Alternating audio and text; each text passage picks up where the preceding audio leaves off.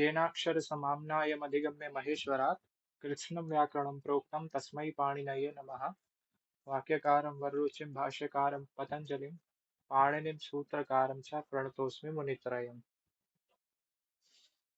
ठीक है। तो आज है हमारा सातवां अभ्यास। तो आपको दिख ही रहे होंगे शब्दाह। तो आज का कोई पंचांग बताना चाहेगा, क्या है आज के पंचांग, क्या तिथि है आज, कौन सा मास इत्यादि।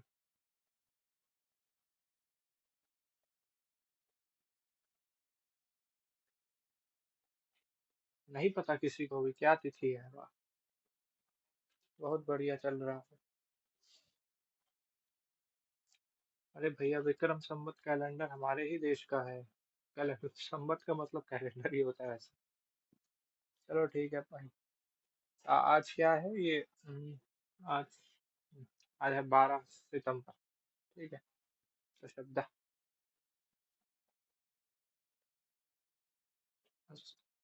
तो क्या है शब्दाह? तो सबसे पहले आ का आज हम शब्द देखेंगे लता के समान। लता शब्द से सादृश शब्दाह अद्य वयम द्रक्ष्यामः। आज हम देखेंगे। तो क्या है शब्दाह? आकारांत स्त्रीलिंग इत्यादि लिखा है। तो क्या है? कन्या, बालिका, लड़की। तो हम्म, मैं आपको जैसे, अब ये विषय पता नहीं किस में आएगा, लेकिन जैसे मैं आपको बताता हूँ पर्यायवाची अगर थोड़े भूमिका बनाई जाए। कोई भी शब्द, किसी भी जो पर्यायवाची होते हैं वो कभी भी समानार्थी 100% नहीं होते।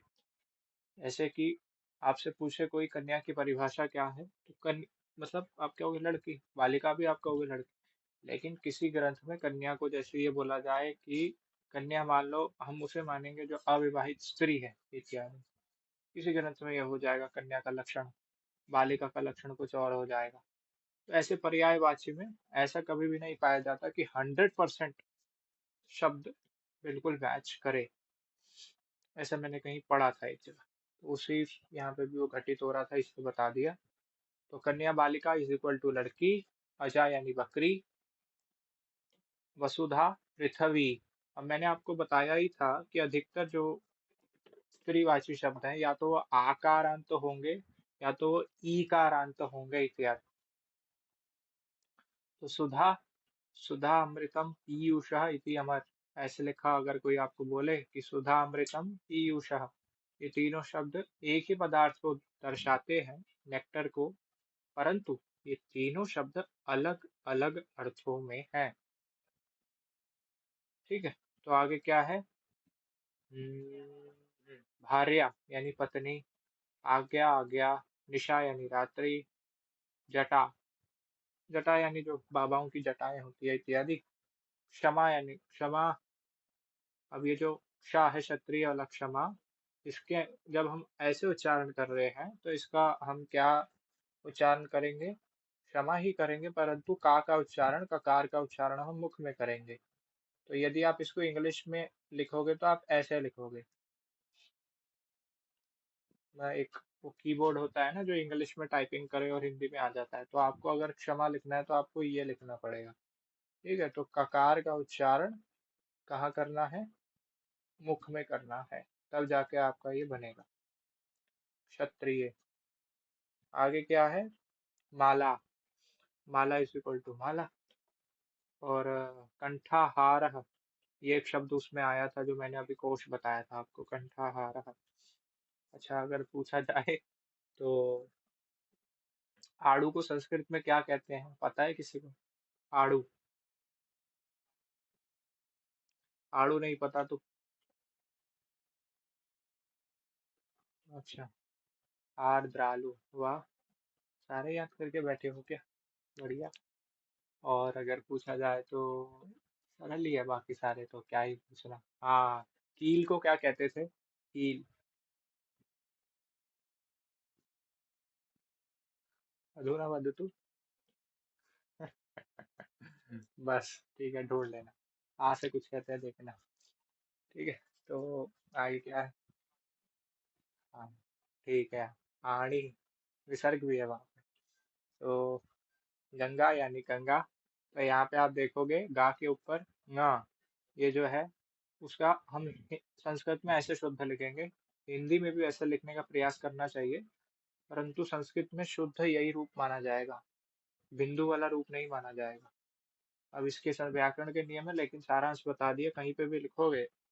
ऐसे तो अधिकतर प्रोफेसर्स को भी नहीं, वो काटते भी नहीं, इतना क्या ही काटना। अगर कभी संस्कृत आगे, क्योंकि किसी का लक्ष्य बड़ा हो सकता है आगे लिखने का, तो ऐसे ही लिखना पड़ेगा।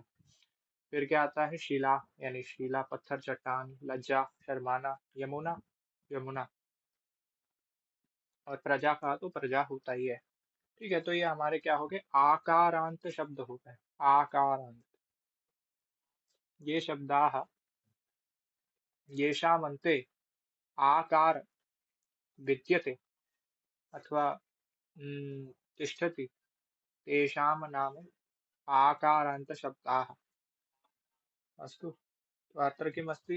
अत्र कः अस्ति? ठीक है, किम कब होता है? यदि वहां पे नपुंसकलिंग होता है। अत्र कः अस्ति? अत्र अस्ति धातवः, या अत्र सन्ति होना चाहिए बहुवचने। तो धातवः, धातु धातु धातवः। तो आपको पहला धातु दिख गया होगा चुर का। तो वैसे भाषा तो एक राम जी से ही है बाकी, लेकिन पूछा जाए, किसी को वो याद है 10 गण वाला जो मैंने आपको बताया था, श्लोक या कारिका? वही किसी को याद?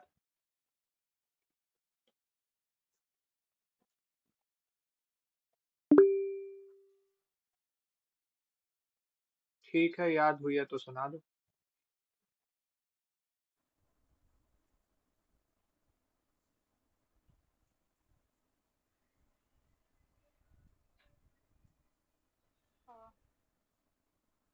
ध्वाद्यादादि चुहोत्यादि दिवादि स्वादि रेच रुदादिश्च रुधादिश्च तनादि क्री चुरादय।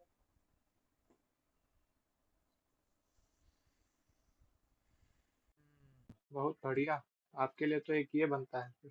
ठीक है, तो अब आगे क्या है? तो इस प्रकार आपको एक पता चला उसमें पता चला होगा, भवाद्य दादि च होत्यादि दिवादि स्वादि रेव च, तुदादिश्च रुधादिश्च तनादि क्री चुरादयः। तो वहां अंतिम में क्या लिखा है? चुर आदयः। तो वो देखते हैं क्या है। तो ये चुरादयः है, उसको देखेंगे। हरिओम जी, आपको याद नहीं हुई कारिका अभी तक? कैसे चलेगा काम? कथम कार्यम भविष्यति? हाथ खड़े कर देते, कोई नहीं, बेशक आपसे नहीं सुनते।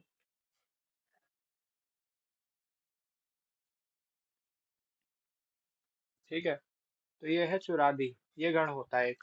अब ये चुरादी का मतलब क्या है, थोड़ा एक्सप्लेन के लिए बनता है। चुर, ये प्लस आदि। ठीक है, अब क्या होता है? एक शब्द रूप होता है हरि, हरि, हरि, हरयः। ठीक है, तो ये है हमारा हरि, ये है फिर हरि, और फिर है हरयः। यहाँ रेफ है, रेफ। तो वैसे ही चुरादी का बहुवचने में क्या हुआ? बहुवचन में पुरादय, ओ चुरादय, मुझे पा लग रहा था ये है भैया। ठीक है, तो चुरादय ये बना बहुवचने।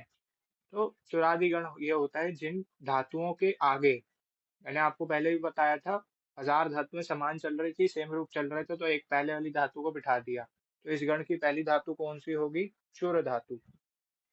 चुर अर्थात चुराना। तो ऐसे ही, तो जिस प्रकार चुर धातु के रूप चलेंगे, उसी प्रकार अन्य उसके रूप चलेंगे गण के। गण यानी सेक्शन। तो चुरस्ते, अब जैसे कि इतना आवश्यक तो नहीं लिखना। लिखना आपने क्या क्या है, सिर्फ चुरस्ते पूरा नाम, चुरादि ही, उभयपदी, बस। और चोरयति जो रूप बन रहा है वो, तो चुर है, चुरस्ते, स्ते ये। तो स्ते ये क्या होता है? वो ही चोरी करना ही अर्थ होता है, वो कोई दूसरी धातु से कोई दूसरा शब्द बना हुआ है। तो उभयपदी लिखा हुआ है, तो ये दोनों रूप चलेंगे। तो चोरयति भी बनता है और चोरयते भी बनता है, लेकिन आत्मनेपदी की बात हमने यहाँ नहीं करी है। तो चोरी करना। तो चोरः चोरयति। इसी प्रकार वयम चोरयामः। वयम क्या बन सकता है? अहम बालिकायाः हृदयं चोरयामि। तो ऐसे वाक्य बना सकते हैं अनुवाद करके। तो आगे बढ़े, फिर क्या है? चिति, अरे भैया ये कौन भेज रहा है बात? ठीक है, तो आगे क्या है? चिति स्मृत्याम। तो अब ये चिति जैसे लिखा है ना, तो आपको देख रहे होगे मूल आपको धातु वहां पे आपको दिख रहा होगा, यहाँ पे बीच में नकार भी आया हुआ। तो आपको धातु तो मूल चिति है, तो ये एकदम से ना कहाँ से आ गया बीच में? तो थोड़ा आपको प्रवेश दिला रहा हूँ व्याकरण में। जो आपको यहाँ पे चंद्र बिंदु दिख रही होगी ना, ई के ऊपर, तो वो ये दर्शाती है कि इस धातु में ना भी आ जाए। अब वो कैसे दर्शाती है? तो ये व्याकरण की प्रक्रिया है। तो यहाँ पे चिति स्मृत्याम धातु है, यानी याद करते हैं। तो जो अब आपका एक शब्द है हिंदी का चिंतन शब्द, वो इस धातु से बना है। तो चिंतति अथवा चिंतयति दोनों रूप चलते हैं। तो किसी को याद याद है? याम चिंतयामि मयि सा विरक्ता, सापि जन्य जनोन्य सक्ता। याद है किसी को? अरे भैया,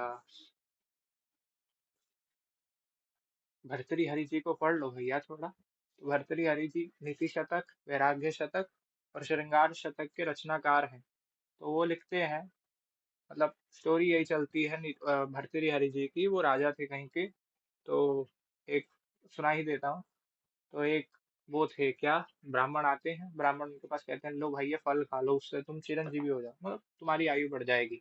तो वो एक अपनी पत्नी से बहुत आसक्त होते हैं। तो वो पत्नी को दे देते हैं, तुम खा लो। और आसक्त पत्नी क्या करती है, उसका चक्कर चल रहा होता है किससे? उनके सेनापति से। तो वो सेनापति को दे देता है। तो सेनापति फिर नगर सेविका को खिला देते हैं कि भैया वो जो सेनापति था वो नगर सेविका को ज्यादा पसंद करता था। तो नगर सेविका कहती है कि इस बेकार जीवन से अच्छा ही है कि मतलब मेरा तो बेकार ही जीवन है, क्या जीवन है, मैं राजा को दे देती हूँ, मेरा राजा बहुत अच्छा है, धर्म पे चलने वाला है। तो ये सारी बात घूम के फिर वो जो फल होता है वो राजा के पास घूम के चला जाता है। राजा कहता है भाई ये, और उसको सब कुछ पता चलता है कि ये क्या हो गया, मेरी बीवी किसी और से लगी है, और वो जिसको पसंद करता है, मतलब जिसको पसंद करती है वो खुद किसी और से लगा हुआ है। तो फिर वो लिखते हैं कि याम चिंतयामि मयि सा विरक्ता, मतलब याम, तो या यो ये है, याम यो याम ऐसे करके बनता है ना, या यो ये है, याम यो यहाँ। तो उसमें याम बनता है। तो द्वितीय मतलब मैं जिसका चिंतन कर रहा हूँ, याम चिंतयामि। अब जैसे यहाँ पे क्या लिखा है, चिंतयति, चिंतयतः, चिंतयन्ति। अब आप उत्तम पुरुष में बना लो, क्या? चिंतयामि, चिंतयावः, चिंतयामः। तो याम चिंतयामि मई, मई यानी मुझसे, हम आवाम वयम सप्तमी बनता है, मई आवयोः, जो भी बने हैं उसमें, हाँ ठीक है। तो मई बनता है वहां पे। तो याम चिंतयामि मयि सा विरक्ता। तो अगर कभी पढ़ा हो तो भर्तृहरि का, फिर वो मतलब कहते हैं संन्यास ले लेते हैं, वैराग्य शतक लिखते हैं, नीति शतक, श्रृंगार शतक, सब कुछ लिखते हैं। तो ये स्टोरी बड़ी प्रसिद्ध है, इसलिए मेरा मन कर बता देता हूँ। तो फिर क्या आता है, ये धातु हो गई। फिर आता है कथ। तो वाक्य प्रबंधे जैसे वहां पे लिखा हुआ है, तो उन्होंने खुद ही अर्थ दे दिया, यानी कहना, बयान करना, कथयति। तो अब आपको एक चीज यहाँ पे कॉमन दिख रही होगी। जैसे वहां पे क्या बनता था, पठति, यहाँ पे आपको ये या कॉमन दिख रहा होगा, या, यकार। तो ये जो यकार है ना, इस गण की यही विशेषता है कि, अरे काट दिया, ये जो चुरादी गण है, ये यकार ला देता है बीच में। ठीक है, तो ये इसकी विशेषता हो जाती है। दिवादी गण में भी हो जाता है, लेकिन उसका भी आकार का अलग है। तो इसलिए गण का प्रयोजन है। अब आपसे कोई साक्षात पूछे कि भाई ये 10 गण क्यों बनाए गए, तो आप कह दो जिस प्रकार चुर धातु चुरादी गण की है, नाम भी चुरादी गण पे ही है, तो उसमें चोरयति बन जाता है। या कहाँ से आ गया, पठयति तो नहीं बनता, पठति ही बनता है। तो इस प्रकार अलग व्यवस्था बनाई गई है। सोच समझ के ही बनाते हैं ऋषि, कुछ भी बना रहे हैं तो, खासकर व्याकरण में। तो आगे क्या है देखे तो आपको यहाँ दिख ही रहा होगा, अगले ही हमारी धातु जो आएगी कथ वाक्य प्रबंधे के बाद, भक्ष अदने। तो पहले, हाँ पहले चिंतन कर लेते हैं। हमने बोलने वाली कौन कौन सी धातु कर ली, दो धातुएं कर ली। वद, जैसे मेरे को तो नाम याद है, वद व्यक्तायाम वाची इत्यादि। और दूसरी क्या हो गई, कथ। तो क्या, अध्यापक कथयति, या अध्यापकः उच्चैः कथयति, तेज बोलता है। तो ऐसे हो गया। तो फिर आता है भक्ष अदने। तो मूल धातु क्या हो गई? ये जो क्ष है, हलंत है, यानी इसके पैर हैं। मैंने कहीं सुना, कोई कह रहा था, कोई पढ़ाते हुए हलंत को कहता है इसके पैर हैं। मैं कहा हलंत अगर पहले ही समझा दिया जाए तो कितना बढ़िया है। क्या मतलब, हमारे को उपमाएं थोड़ी ना देनी है ये वो कि इसके यहाँ पे पैर। हलंत है, साफ साफ हलंत का चिन्ह दिख रहा होगा। और आशा यही है यहाँ पे सभी को हलंत पता हो क्या होता है। तो ये भक्ष्यादने चुरादिगण उभयपदी भक्षयति, भोजन करना, और भक्षयेते ये भी बनेगा। फिर आता है रच प्रति यत्ने। तो रच प्रति यत्ने जैसे आपको दिख रहा होगा, तो यत्न आपको वहां जैसे शब्द दिखा, यत्न का मतलब होता है प्रयास करना। और प्रति उपसर्ग जुड़ गया। प्रति होता है क्या? उपसर्ग। किसी को 22 उपसर्ग याद है? अत्र कोपी जानती हो आप? अच्छा चलो ठीक है, सुनाई दो फिर।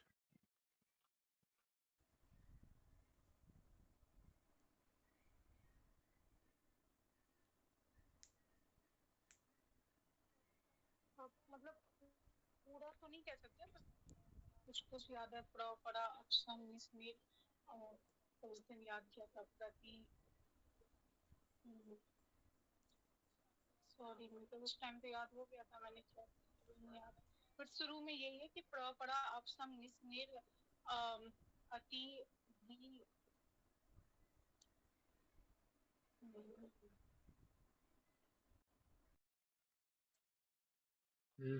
कोई नहीं, जो भी प्रयास कर रहा है बहुत है, बढ़िया है। प्रयास ही तो करना है, बाकी आए ना तो कोई बात नहीं, आता तो हमें भी कुछ नहीं। चल रहा है कुछ। तो क्या है? परा परा अक्षम अनु अव निस्ने दुस्तुर्वी आंगनी अधि अपि अति सु उत अभि प्रति परि उप एते प्रादय। प्रति आ गया अंत में। तो प्रति ये क्या हो गया? ये हमारा एक उपसर्ग हो गया। तो आज मैं अगर आपको बताऊं, अगर जैसे आप जो पढ़ाई गई चीजें याद कर लो ना पहले, तो आप खुद शब्दों का सृजन कर पाओगे और थोड़ा थोड़ा देख पाओगे कि हाँ इसमें ये उपसर्ग दिख लिखा है। क्योंकि जितने भी अधिकतर शब्द होते हैं, मैंने आज खुद ये बड़ा नोटिस करा। मैंने आज एक शब्द देखा कहीं पर, अ, प्रभावित, ऐसे ही लिखते होंगे शायद। तो प्रभावित, ठीक है। तो यहाँ पे क्या है ये?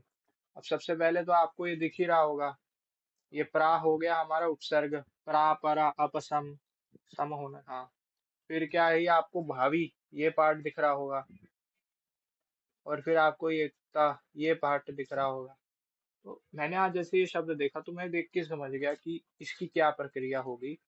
ये नहीं, मैं आपको बता रहा हूँ कि ऐसे अगर आप व्याकरण का अध्ययन कर लोगे ना, तो आप शब्दों का अर्थ, बेशक आपको ये नहीं पता क्या है, क्या अर्थ होगा उसका, अब साफ साफ आप क्या, वो इन्फ्लुएंस करना, लेकिन संस्कृत में इसका अर्थ कुछ और हो सकता है।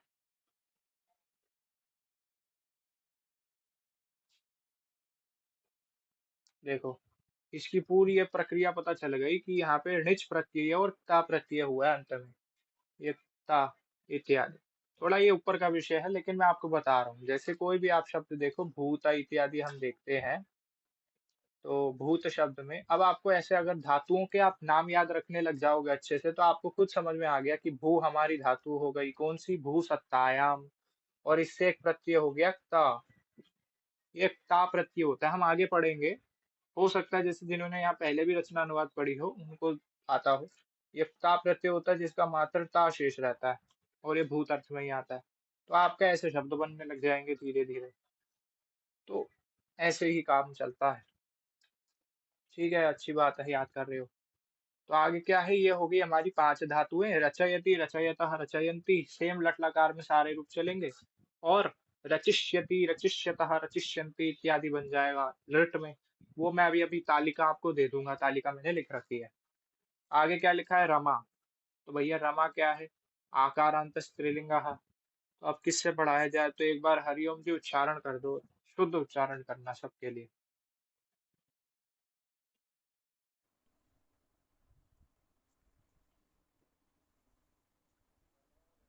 रमा रमे रमा रमाम रमे रमा रमया रमाभ्याम रमाभिः रमाय रमायै रमाभ्याम, रमाभ्यः, रमाया, रमाभ्याम, रमाभ्यः, रमायै, रमाभ्याम, रमाभ्याम, रमाभ्यः, रमायै, रमाभ्याम, रमाभ्याम, रमाभ्यः, रमाया, रमाभ्याम, रमाभ्यः, रमायै, रमाभ्याम, रमाभ्याम, रमाभ्यः, रमायाः रमयो रमाणां रमायां रमयो रमासु हे रमे हे रमे हे रमो हे रमा।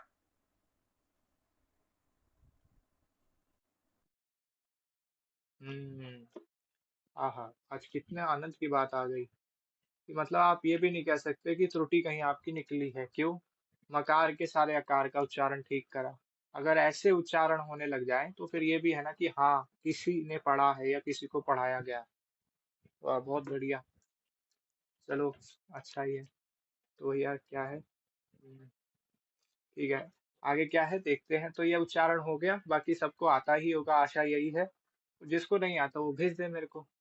पर यह है कि मकार के आकार का उच्चारण अवश्य करें। इसको आप कृपया रमयोः ना पढ़े, रमयोः, रमयोः इत्यादि है। रमाणाम, रमासु है, रमाः इत्यादि लिखा हुआ है। तो कोई है किसी की इच्छा पढ़ने की तो बताए। सोनल जी पढ़ेंगे आप? ठीक है, पढ़ दो फिर।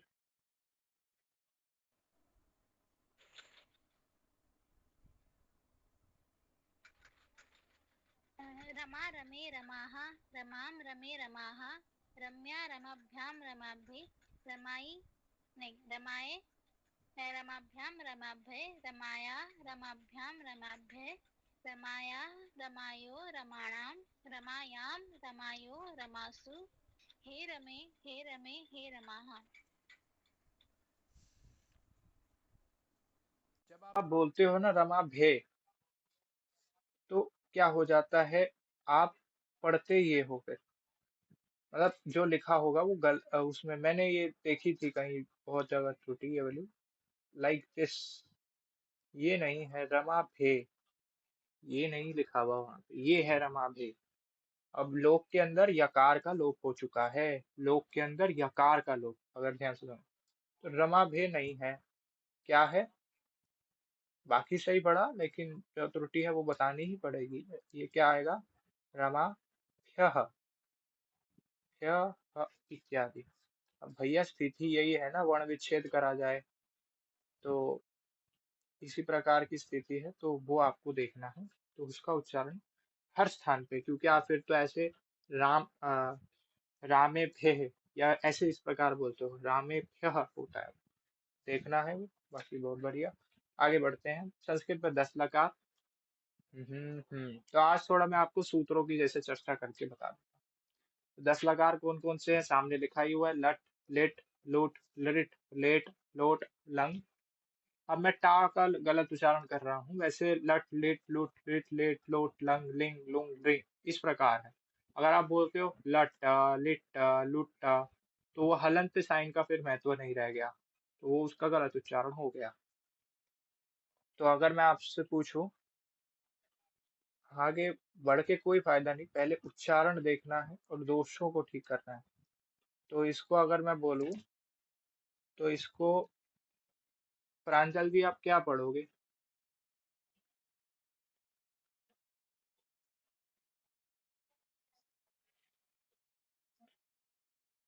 ठीक है, बंद कर, ओके।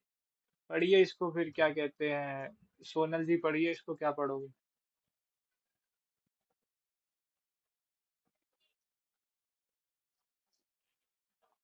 पशेज, हाँ, ठीक है। आनंद जी पढ़िए।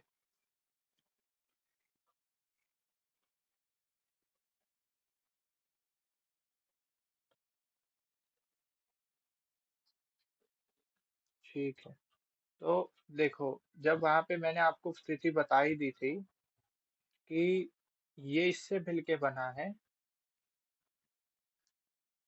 वहां पे एक वो है ना, तो ये है। और ये अब अभी खंडाकार की बात तो हो ही चुकी है, उसको लख लिख। ये इसका क्या हो गया? ये इसका हो गया वर्ण विच्छेद। तो भैया मैंने आपको बोला था, यदि इससे पहले कोई स्वर आए, कोई व्यंजन आए, तो आपने इसके का उच्चारण करना है। यदि ना आए तो इसके का उच्चारण नहीं करना। तो आप इसे मात्र पशेच नहीं बोल सकते, आपको इसको बोलना पड़ेगा पक्षेच, पक्षेच। तो ये देखना, तभी मैंने इसमें बताया। क्यों? क्योंकि इसमें क्या कर देते हैं छात्र, पक्षे अच।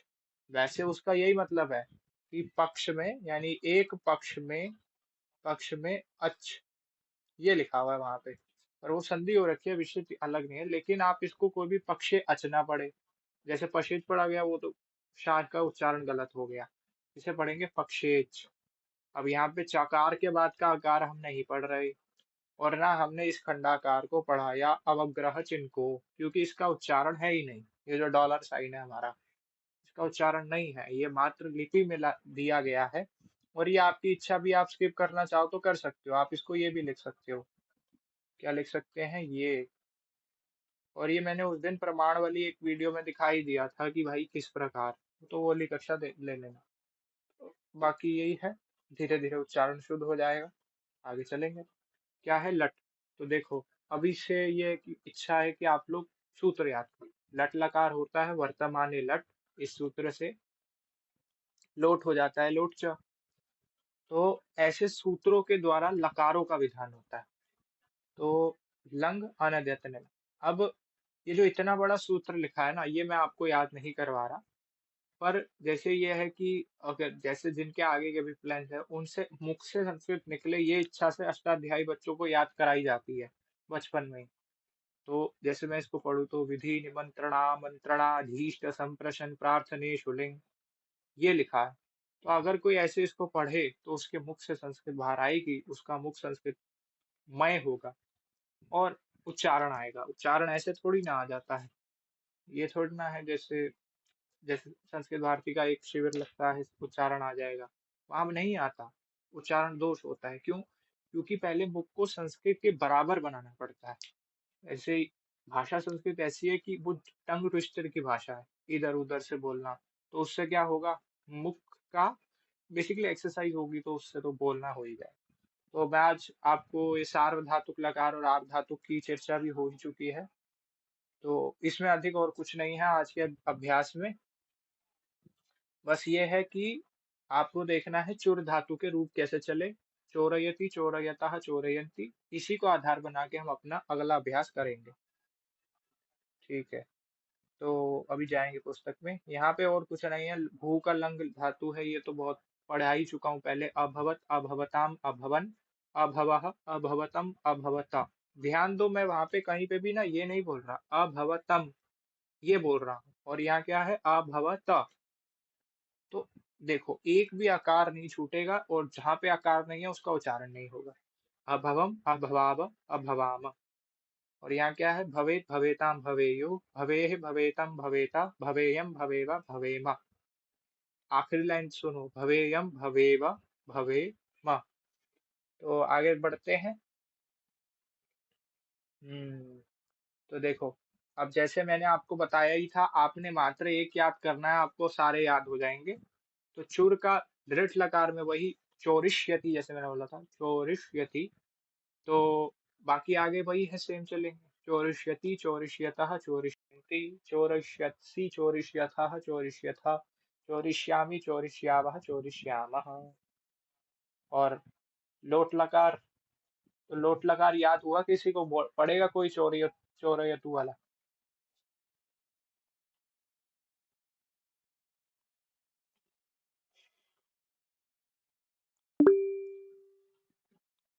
ठीक है, पढ़ो।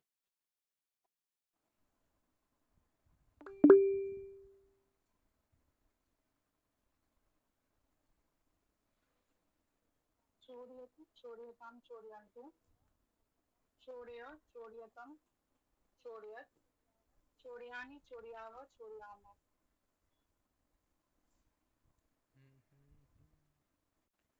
ठीक है, अब क्या कहते हैं, प्रांजल जी आप पढ़ो इसका, चिंत धातु का।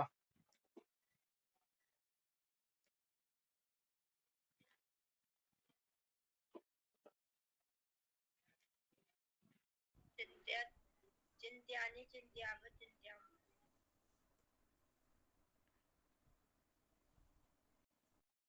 तो अब ये इतने सरल इसलिए लग रहे हैं क्योंकि एक याद कर लिए थे, इसलिए बहुत सरल हो गए, कोई नहीं है। अब जैसे यहाँ लंग में, अचोरयत अचोरयताम अचोरयन अचोर्यः अचोर्यतम अचोर्यता अचोरयम अचोर्याव अचोर्याम। सच बताऊं तो मेरे को याद ही नहीं है ये, मैंने नहीं करे थे याद। अभी बनाया है ये चोर, चोर वाला तो पहली बार शायद आवृत्ति करी हो। बस वो भू वाला चल रहा है, अभवत अभवताम अभवन, अचोरयत अचोरयताम अचोरयन। बस बहुत ऐसे ही वो चल रहा है। तो यहाँ पे भी वही हो जाएगा। उसने रचा, हम सबने रचा था, तो वही क्या लिखे। तो अरचयत अरचयताम अरचयन, अरचयः अरचयतम अरचयता, अरचयम अरचयाव अरचयाम। अच्छा ठीक है, तो वयम कलाकृति या फिर वयम, आप वही कर लो, वयम पुस्तकम अरचयामः। तो ऐसे बन जाएंगे आपके कि हमने पुस्तक को रचा था भाई। तो पुस्तकम में द्वितीय विभक्ति हो गई क्योंकि वो कर्म हो गया। तो ऐसे बनाना है, भक्षिष्यति भक्षिष्यतः भक्षिष्यन्ति। तो आगे तो वाक्य करा ही रखे हैं मैंने। तो ये हो गया, ये तो वो था सातवां अभ्यास हमारा हो चुका है पूर्ण। अब देखते हैं पुस्तक में जाके कि पुस्तक में कुछ विशेष लिखा है या नहीं, वरना आज की डाउट्स पूछ के कक्षा करते हैं समाप्त। अब हो ही गया। और रही बात जिन जिन में भेजना है, आपकी ने तो भेज दिया, करके भेज देना वो 40 वाक्य। मैं आपको बाकी क्या कहते हैं चेक करके भेज दूंगा। लगभग तो ठीक ही होंगे, ज्यादा से बहुत सरल है। अरे 18वां वाक्य अभ्यास कहाँ पहुंच गए हम।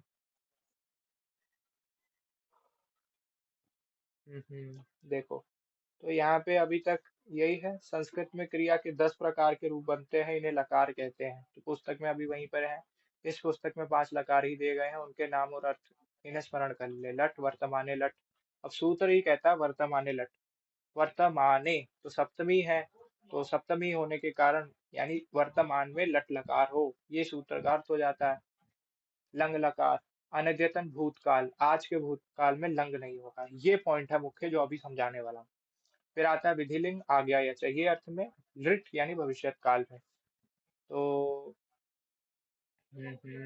ठीक है, यहाँ पे जैसे लिखा है ना कि गमन चलना हिलना जाना अर्थ की धातुओं के साथ द्वितीय होती है। ग्रामम गच्छति, तो ग्राम को जाता है। गृहम गच्छति, तो जैसे इसका ना हिंदी का अर्थ होगा गृह में जाता है। तो आप लगा दो कि गृह,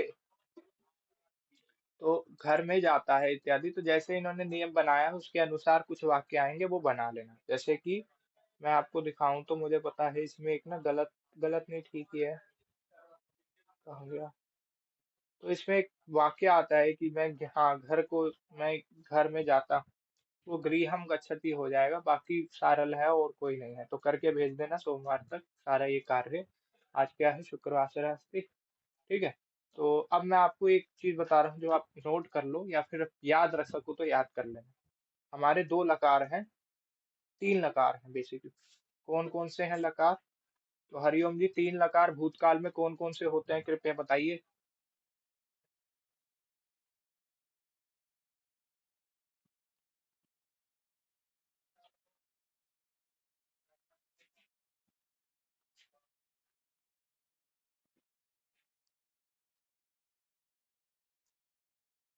चलिए ठीक है, ठीक है, आप डिस्qualify हो गए हैं। भूतकाल में कह रहा हूँ, कहाँ लेके जा रहे हो। विधि लिंग लोट लकार, कुत्र गतवान भो, कुत्र। ठीक है, तो कोई और बताए तीनों लकार कौन कौन से हैं भूतकाल वाले।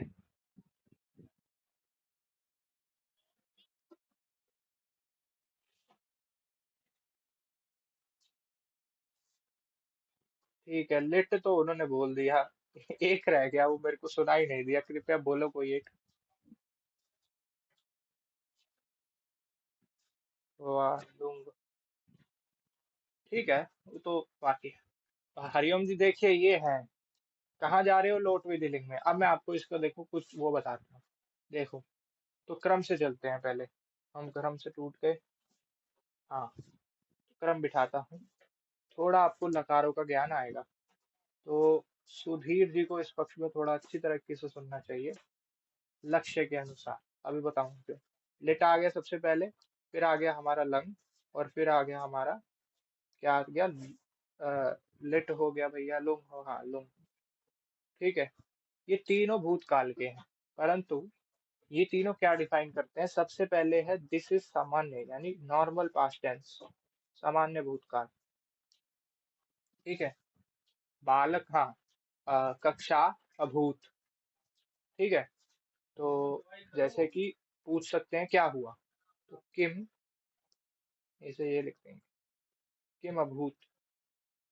ठीक है, क्या हुआ, उसका रूप क्या चलता है, अभूत, अभूताम, अभुवन, अभूव, अभूतम, अभूता, अभुवम, अभूव, अभूम। ठीक है। तो ये हो गया किम अभूत, क्या हुआ। ये बनता है भैया अभवत, क्या हुआ, इसका भी यही अर्थ है, तो किम अभवत। और ये है बभूव, बभूव, बभूव। ये आपने अगर सुना हो शायद, अगर कोई जैसे रघुवंश इत्यादि में लिखा हो कहीं पे बभूव इत्यादि, तो आपने पहले भी सुना होगा। ये तीनों लकार जो है, ये तीनों किसको दर्शा रहे हैं, पास्ट टेंस को दर्शा रहे हैं। पर इन तीनों से हमारे को क्या पता चल जाता है, ये जो लुंग लकार यूज होगा, ये आज जैसे 12 तारीख है, तो 12 बज के AM, ठीक है, इस टाइम से चालू होकर अभी तक, जैसे अभी 8:25 हो रहे हैं, तो इस टाइम को दर्शाने के लिए ये प्रयोग में होगा। यानी कि कल वाला भूत। हम्म ठीक, पहले यहाँ आते हैं, पहले उसको छोड़ो फिर इसमें आते हैं। ये है लंग लकार। तो ये अगर प्रयोग में आएगा तो ये मात्र, आज क्या है, 12 तारीख, तो 11 तारीख के, 11 सितंबर के कितने बजे तक, 11:59 PM तक, मतलब कि रात के 12 बजे से पहले जो घटना हुई, आज के लिए यूज नहीं होगा ये कल के लिए यूज होगा, जो बीत चुका है, जो आज सुबह हुआ। जैसे आज सुबह हम विश्वविद्यालय गतवान, आपने ये बोलना है, तो आप ये नहीं बोल सकते आगच्छत। ठीक है, और आगच्छत नहीं आएगा, जैसे बालक कहा विश्वविद्यालय आगच्छत, तो ये आज सुबह के लिए प्रयोग नहीं हो सकता, लंग लकार नहीं होगा यूज। ठीक है। फिर होगा मात्र लुंग लकार। मतलब कि अगर आज आपने यूज करना है आज के लिए, सुबह के लिए, 12 बजे से लिखा हुआ उसमें कि रात की मध्य रात्रि लिखा हुआ, तो हम 12 बजे ही उसको लेते हैं। 12 बजे के बाद का जो टाइम होगा, वो आप लुंग में यूज करोगे, और लंग में आप यूज करोगे जो 12 बजे के पहले का है। तो तभी इसको बोला गया सामान्य भूतकाल, कि इसके लिए कोई कालावधि नहीं रखी गई कि ये 12 बजे से पहले हो या बाद में हो, ये सब प्रकार के यूज हो सकता है। लेकिन इसको स्पेसिफिक कर दिया गया कि ये मात्र 12 बजे के पहले का ही यूज हो, तो आज के लिए यूज ना हो जाए। तो ये कुछ समझ में आया कि क्या कहना चाह रहा हूं मैं।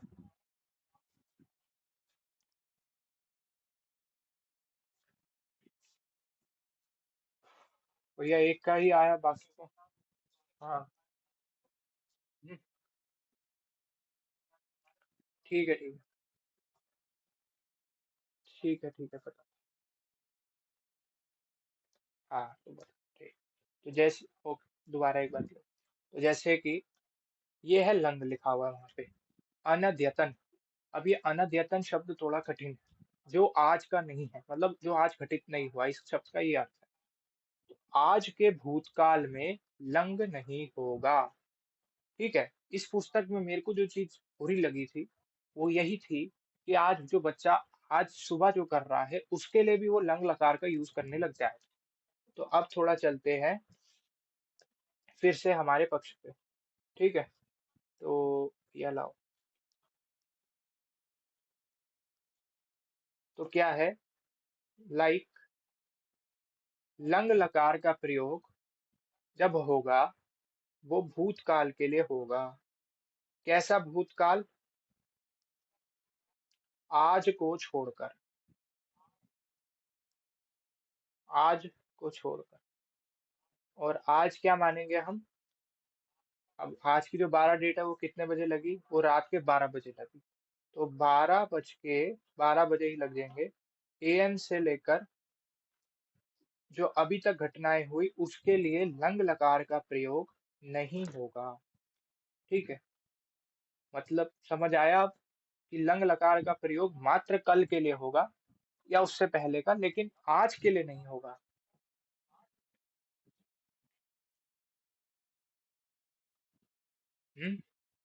कोई समस्या इसमें। ठीक है। तो ये ही बताना है कि अरे रात 12 बजे का मतलब कि जो दिन जो चेंज होता है, जैसे डेट चेंज हो गई, कल 11 की डेट थी, आज 12 की डेट हो गई, वैसे ही जो 12 तारीख को जो चीजें घटनाएं हुई उसका प्रयोग आप लंग लकार में नहीं करेंगे। आप लंग लकार में वही कर सकते हो 11 की डेट से पहले, मतलब 11, 10, 9 इतना सब कुछ कर सकते हो, लेकिन आज के सुबह के लिए नहीं करना। अब उन्होंने छोटी सी लाइन में ये लिख दिया, लेकिन थोड़ा समझाना तो पड़ेगा ना कि 12 बजे से पहले, इसलिए आज ये लिया विषय। तो यही है, बाकी थोड़ा कठिन लग रहा होगा, अभी हिंदी सेंस सारांश में लाऊंगा थोड़ा, इसको समझाने में आ रही है कठिन। तो ये हो गया हमारा लंग। अब आता है लुंग। लुंग भी नहीं, पहले ये लेते हैं। तो अब आता है लिट। ये लिट लकार कहाँ होता है? तो ये लिट लकार होता है, इसे मान के चलो पुराण में, आज से हजारों साल पहले। ठीक है, 100 वर्ष पहले भी नहीं कह रहा मैं, हजारों साल वर्ष, यानी कि 1000 तो मिनिमम मानो। तो यदि आपने लिखना है कि राम थे, तो आपके पास 3 ऑप्शन आते हैं। राम थे, आप लिख सकते हो, क्या क्या लिख सकते हो? आप लिख सकते हो कि रामः बभूव, बभूव पढ़ना चाहिए, अभूत और अभवत। ये 3 चीजें आप प्रयोग कर सकते हो राम के लिए। पर कौन सा वाला राम आपके वाक्य को बोलते ही समझ में आ जाएगा? यदि आप बोलते हो राम बभूव, अब आपसे समझते हैं। तो ये आवश्यक इसलिए है क्योंकि आप लोग ग्रंथों में बभूव का प्रयोग पढ़ते होंगे, पर आपने उसमें कभी ध्यान नहीं दिया होगा कि लिट लकार। हाँ, एक क्या नाम है, भट्टी काव्य करके ग्रंथ आता है। तो भट्टी काव्य को कहा जाता है वो संस्कृत का साधारण ग्रंथ नहीं है, उसको ऐसे नहीं कोई व्याकरण का ज्ञानी ही पढ़ सकता है। अगर अच्छा कठिन होगा, देखते हैं। तो उसके अंदर बताया गया लिट लकार का प्रयोग है, ये जो आपके सामने दिख रहा होगा लिट प्रकार, ये तो भाई साधारण है लिट का प्रयोग। तो जो व्याकरण पढ़ लेगा उसको समझ में आ जाएगा कि कुछ कठिन नहीं होता, लग जाते हैं। तो देखो, बभूव, बभूवतुः, बभूवुः, बभू बभूविथ, बभूवथुः, बभूव, बभूव, बभूविव, बभूविम। अब ये क्या है? तो ये है लिट लकार, और इसका अर्थ होता है वो हजारों साल पहले घटी हुई घटना के लिए लिट लकार का प्रयोग होता है। तो हम बोलेंगे रामः बभूव, रामः बभूव, कि राम थे। कब थे? हजारों साल पहले थे, 100 साल पहले तो नहीं थे। तो इस वाक्य से मुझे यही समझ में आ गया कि भाई कौन सा काल क्या था किसका। तो ये चीज आई समझ में।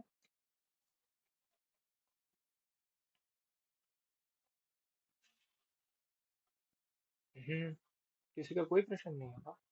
बहुत बढ़िया।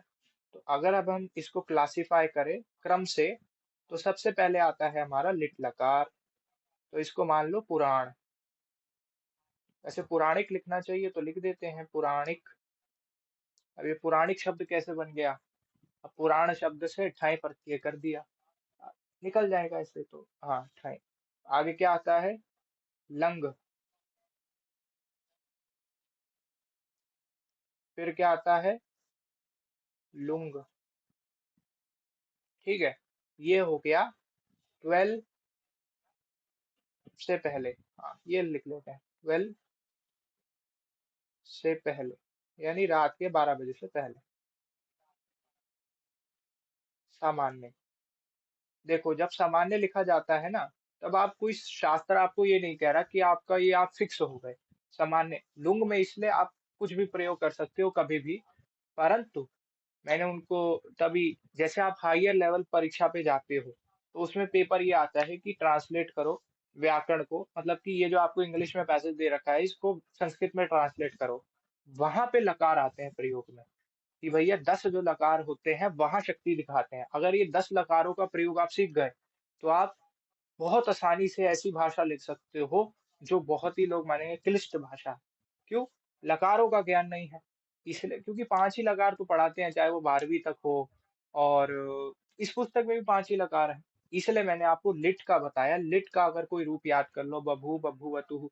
अब जैसे वहां बनता है जगाम, जगामा का बनता है गए, तो आप ये बोल दोगे अगच्छत। लेकिन अगर कोई बोल दे जगाम, तो मुझे समझ में आ गया राम वनम जगाम।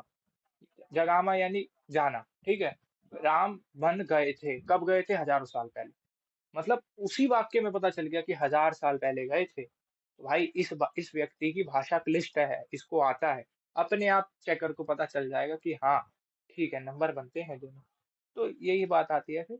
तो अब आपको ये तीनों समझ में आ गए होंगे, लिट, लंग, लुंग। मैं सूत्र नहीं बता रहा, बस ये है कि आप अगर ये भी लिख लोगे अपने रजिस्टर पे तो आपके लिए अच्छा। तो आज की कक्षा में कोई किसी का प्रश्न तो पूछ बताइए, अन्यथा विषय समाप्त। सोमवार को आप करके भेज दीजिएगा। बाकी ये भेज दीजिए थम्स अप। और ये देख लेते हैं कि एक बार इसका रूप। हाँ जी, पूछिए। जो लुंग लकार है, जो सामान्य भूतकाल की बात कर रहे हैं, वो आज सुबह के लिए तो प्रयोग कर सकते हैं। हाँ, हम लुंग लकार का आज सुबह के लिए प्रयोग कर सकते हैं। तो जैसे कि अभूत, अब अभूत तो ना बोल के कुछ और बना लेते हैं। अब कठिन जैसे कुछ और देखते हैं। प्रैक्टिकल भी तो ये दिखाना पड़ेगा सामने। तो ये रहा पठ, कि मैं आज सुबह पढ़ा था। तो अहम प्रातः काले। अब अपठत बोल सकते हैं, लेकिन नहीं बोल सकते, वो व्याकरण के नियमों से गलत हो जाएगा। अब लुंग लकार की ना प्रक्रिया थोड़ी कठिन है। जैसे आपको ये दिख रहा होगा अपठीशम, और दूसरा दिख रहा होगा अपाठीशम। तो ये दो प्रयोग बहुत कठिन होते हैं, इसलिए अभी 5 लकारों में ही हमारा फोकस है। परंतु व्याकरण की दृष्टि से ये सही माना जाए, क्योंकि मेरा काम है आपको सत्य बताना, और मैंने सत्य बता दिया। अगर आप बोलते हो प्रातः काले अहम अपठत, या क्या बनता है अपठत अपठतम अपठन अपठः अपठतम अपठत अपठम, ठीक है। तो अहम प्रातः काले अपठम, तो वो आपका गलत होगा रूप, वो आपको गलत माना जाएगा। सही रूप माना जाएगा अपठीशम अथवा अपाठीशम। तो ये दो रूप माने जाएंगे, वो नहीं माने जाएंगे, क्योंकि उन्होंने भी लिख दिया, ग्रंथकार ने भी। ये ग्रंथकार ने क्या लाइन लिख दी, क्या है, लंग, आज के भूतकाल में लंग नहीं होगा। तो उन्होंने ये बताया है, तो भैया कुछ सोच कर ही बताया। ठीक है, तो किसी का कोई प्रश्न? वरना ये भेज दीजिए आपके थम्स अप जो है, फिर करें कक्षा समाप्त। सोमवासर सोमवासरे कृपया गृहं कार्यं कृत्वा प्रेषय। ठीक है, तो आगे बढ़ते हैं। अब हम देखते हैं एक, अच्छा ये रहा। तो कोई किसी एक बढ़िया से ग्रंथ से करते हैं। तो आज हमने सुना था वाक्य पदीयम। ठीक है, सुना नहीं था वैसे, वाक्य पदीयम कहाँ गया? देखो ये जो ग्रंथ है वाक्य पदीयम, इसका ब्रह्म कांडम ये लगा हुआ है नेट के सिलेबस में इत्यादि, सामान्य जानकारी के लिए बता रहा हूँ। और इसके जो रचनाकार है ना, वो कौन है? भर्तृहरि। ये लिखा श्रीमद् भर्तृहरि विरचिता। अब समस्या ये आती है, वो कहते हैं कि व्याकरण वाले भर्तृहरि वही है, या जो इन्होंने साहित्य में नीति शतक, श्रृंगार शतक और वैराग्य शतक, जिसको शतक त्रय बोला जाता है, सेम व्यक्ति है या कोई और है? अगर आप संस्कृत साहित्य का सामान्य इतिहास पढ़ेंगे तो उसमें प्रश्न आता ही है कि सेम है कोई और है। तो चर्चा चलती रहती है, बहुत है भर्तृहरि जैसे अलग अलग नाम से हो जाए। आज मैं ये पढ़ता हूँ, अनादि निधनम ब्रह्म शब्द तत्वम यदक्षरम, अनादि निधनम ब्रह्म शब्द तत्वम यदक्षरम, विवर्तते विवर्ततेर्थ भावेन प्रक्रिया जगतो यतः। अब वहां पे ये जो शब्द आया हमारा विवर्ततेर्थ, वहां पे अवग्रह चिन्ह नहीं पढ़ना, वो ध्यान रखना। विवर्ततेर्थ भावेन प्रक्रिया जगतो यतः। तो इसका क्या है, अब यहाँ पे व्याकरण का कौन सा पक्ष आ जाता है? आध्यात्मिक पक्ष आ जाता है। तो वो आगे के ग्रंथ होते हैं, आचार्य में लगते हैं ये, एमए में नहीं, आचार्य में। ठीक है, अस्तु पुनर्मिलामः, शुभ रात्रि। सोमवासरे कृपया करके आना, ठीक है।